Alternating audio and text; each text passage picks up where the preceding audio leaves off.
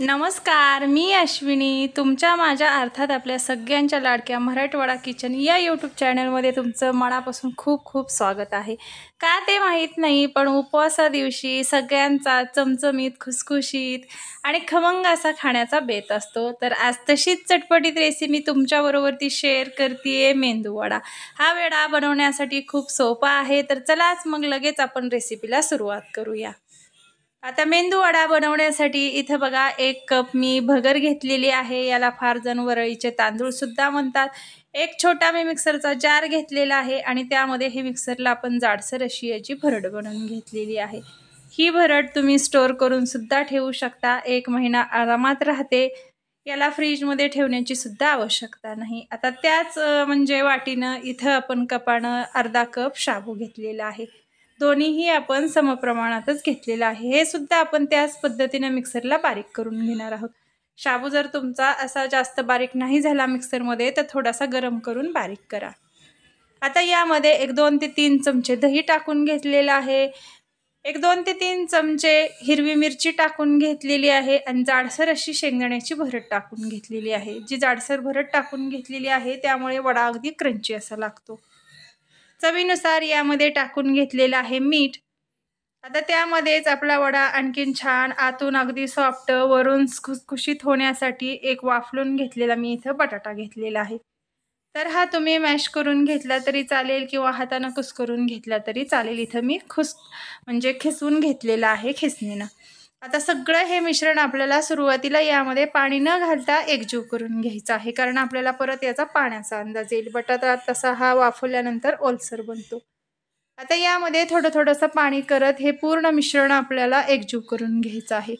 या पद्धतीने नक्की तुम्ही उपवासाचा मेंदू वडा करून बघा। पद्धत खूप सोपी आहे आणि आपल्या मराठवाडा किचनमधले नेहमीच पदार्थ हे सोपे असतात, कमीत कमी साहित्यात बनणारे असतात आणि कमीत कमी वेळात बनतात। खाण्यासाठी अतिशय पौष्टिक असतात आणि दिसण्यासाठी तर अतिशय छान असे दिसतात। हे सगळं पीठ आपलं मळून झाल्यानंतर आपल्याला हे 10 ते 15 मिनिट व्यवस्थित सेट होण्यासाठी एक सुती कपड्यानं किंवा एका डिशनं कव्हर करून ठेवून द्यायचं आहे।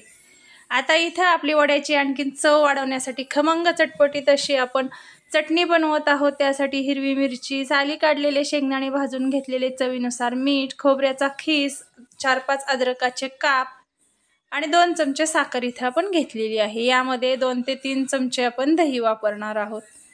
आता हे सगळं मिश्रण आपल्याला पाणी न घालता मिक्सरला बारीक करून घ्यायचं आहे। तुम्हाला जर थोडीशी पातळसर चटणी हवी असेल तर यामध्ये तुम्ही थोडासा पाण्याचा वापर केला तरी चालेल किंवा दह्याऐवजी ताकाचा वापर करा।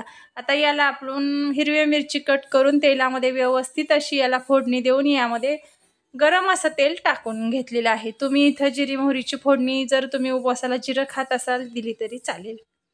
आता हे पीठ सुद्धा आपलं तोपर्यंत व्यवस्थित असं भिजून तयार झालेलं आहे। आता आपल्याला परत एकदा याला व्यवस्थित असं मिक्स करून घ्यायचं आहे मळून। तुम्ही जितकं छान हे पीठ व्यवस्थित मळून घ्याल तितका तुमचा वडा आतून अगदी सॉफ्ट, स्पंजी आणि वरून कुरकुरीत असा म्हणजे कमी तेलकट बनतो। तर आता हे जे आपण वडे बनवून घेणार आहोत। आपल्या मराठवाडा किचनमध्ये भरपूर अशा आपण नवरात्र विशेष उपवास रेसिपी अपलोड केलेल्या आहेत, तर त्या तुम्ही आपल्या चॅनलला सबस्क्राईब करून लगेच पाहू शकताय। आणखीन जर तुम्ही सबस्क्राईब केलं नसेल तर सगळ्यात अगोदर सबस्क्राईब करा। आता याच पद्धतीने ज्या पद्धतीने आपण उडीद वडा बनवतो त्याच पद्धतीने इथं आपल्याला वडे बनवून घ्यायचे आहेत। तर आता सगळे वडे बघा मी याच पद्धतीने बनवून घेतलेले आहेत एका डिशमध्ये काढून। तर अतिशय बनवायला सुद्धा हा वडा सोपा आहे। तर तोपर्यंत इथं मी कढईमध्ये तेल सुद्धा ठेवलेलं आहे। तेल आपलं गरम झालेलं आहे आणि त्यामध्ये हे पूर्ण वडे आपण आता खरपूस असे मंद आचेवर तळून घेणार आहोत। सुरुवातीला गॅसची फ्लेम ही हाय ठेवायची आणि नंतर वडे एका साईडनं तळून झाल्यानंतर कमी करायची। त्यामुळे काय होतं, वडा दोन्ही पण साईडनं खुसखुशीत बनतो, आतून अगदी सॉफ्ट बनतो आणि वरून कुरकुरीत असा बनतो। नक्की तुम्ही या पद्धतीनं मराठवाडा किचनच्या पद्धतीनं हा मेंदू वडा उपवासाचा करून बघा। आणि नेहमी आपल्याला सुद्धा शाबू, भगर तेच पदार्थ खाऊन कंटाळा येतो, असं काहीतरी नवीन म्हणजे बदल केला तर खायला सुद्धा छान लागतं। तर या पद्धतीनं इथं बघा आता आपले मेंदू वडे तयार झालेले आहेत। अतिशय कुरकुरीत आणि खुसखुशीत हा मेंदू वडा तयार झालेला आहे आणि तेलकट तर अजिबात बनलेला नाही।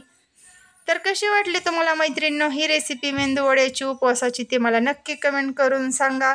आणि तुम्ही सुद्धा या पद्धतीने बनवा, तुमचा सुद्धा तितका छान कुरकुरीत म्हणजे तेलकट न झालेला आहे का ते मला कमेंट करून सांगा.